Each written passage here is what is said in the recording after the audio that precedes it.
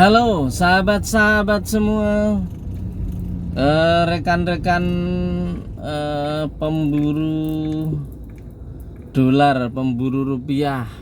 Abang apa? Lah bocah ngapa ya? Bocah ngapa ya? Teman-teman semua yang bergerak di bidang penjualan rumah-rumah bersubsidi ya. Untuk saat ini sampai 1 Mei ini update saya terbaru sampai saya bikin video pagi hari ini.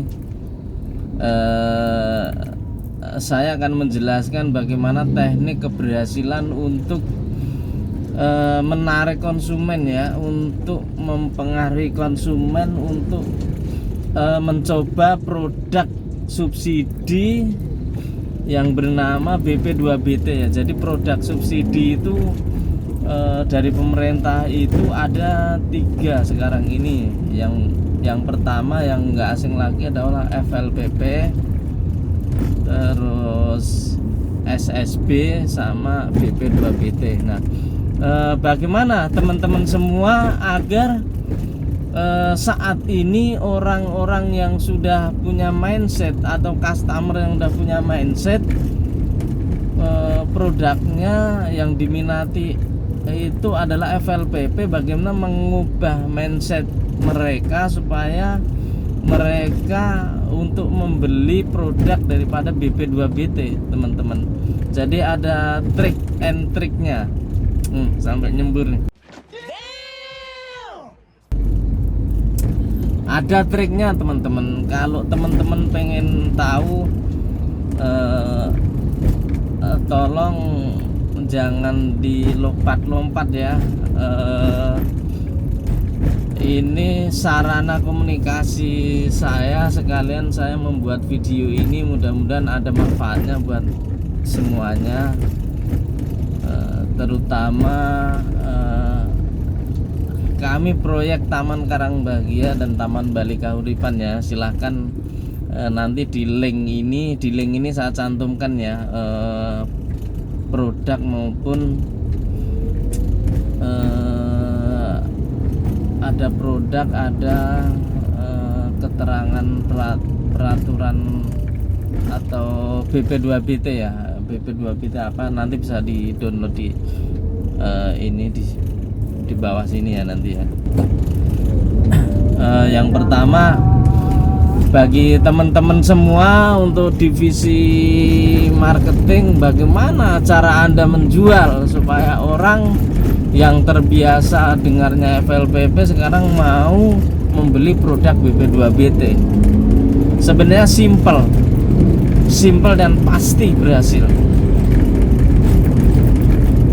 Untuk menjual BP2BT, yang paling pertama kita sampaikan kepada para customer adalah satu, intinya bahwa produk FLPP dan produk SSB itu sampai saat ini belum ada kuotanya belum ada. Jadi sampai saya bikin video ini belum ada pemberitaan resmi dari, atau belum ada info resmi dari pihak Bank Tabungan Negara bahwa kuota FLPP sudah ada. Itu belum ada sampai saat ini ya.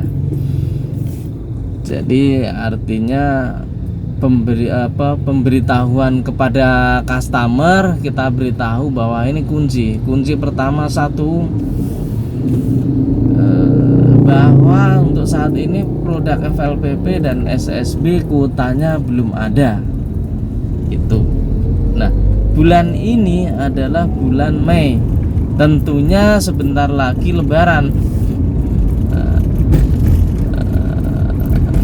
Tentunya untuk Lebaran ini kan banyak nanti ada pengaruhnya, ada orang libur, ada orang fokusnya untuk kebutuhan yang lain, sehingga nanti pada saat untuk kebutuhan rumah kadang akan terganggu. Artinya mereka tidak akan memikirkan untuk kebutuhan rumah. Nah, saat ini ayo mari kita berfokus, baik yang sudah berjualan, yang sudah ada pemberkasan ke bank.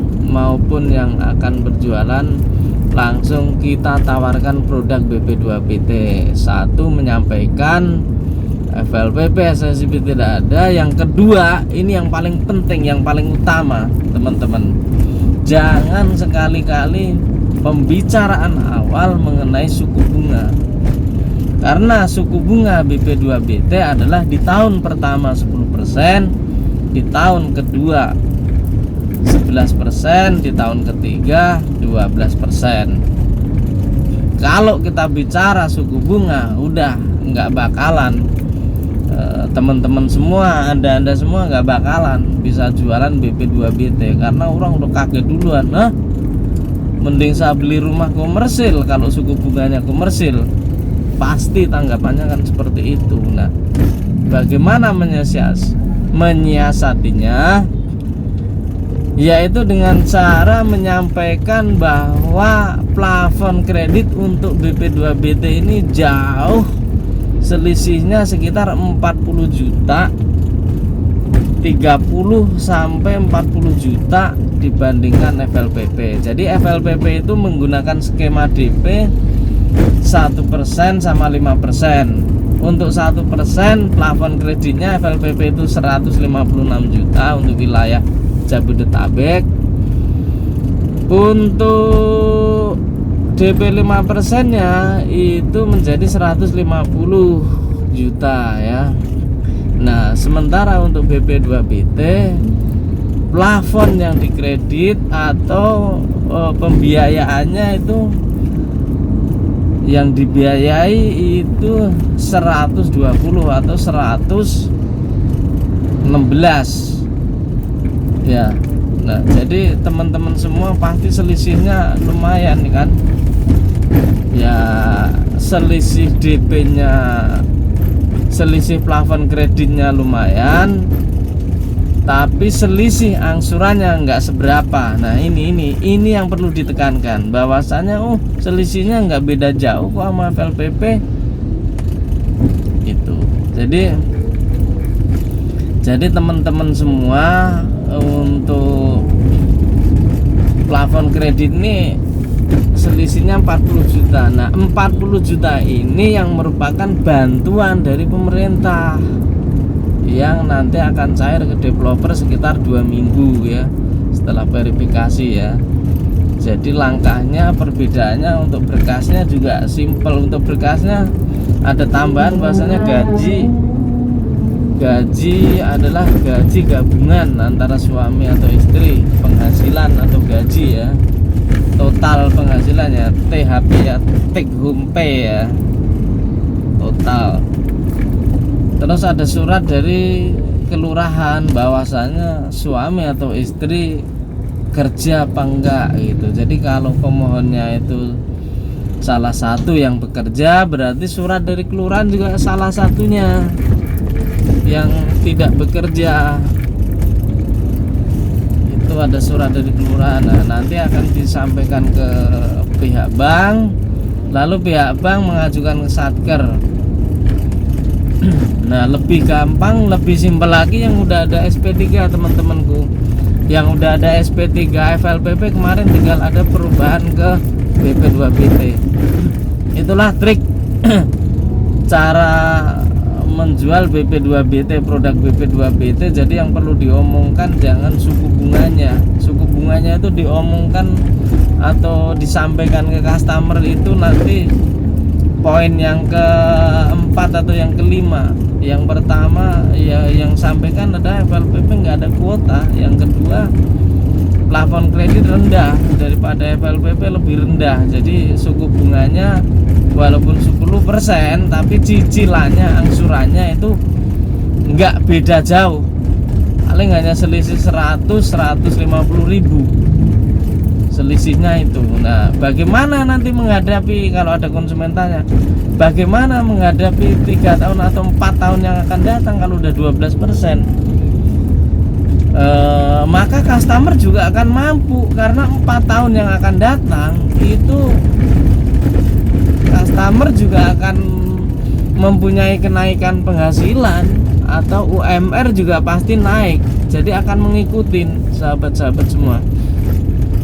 teman-temanku semua, jadi akan mengikuti. Jadi secara simpelnya begitulah cara menarik supaya orang bisa untuk BP2BT, daripada nanti kuota BP2BT habis, kuota FLPP nggak ada, SSB juga belum turun, nanti malah nggak kebagian, sementara kedepannya udah banyak libur ya.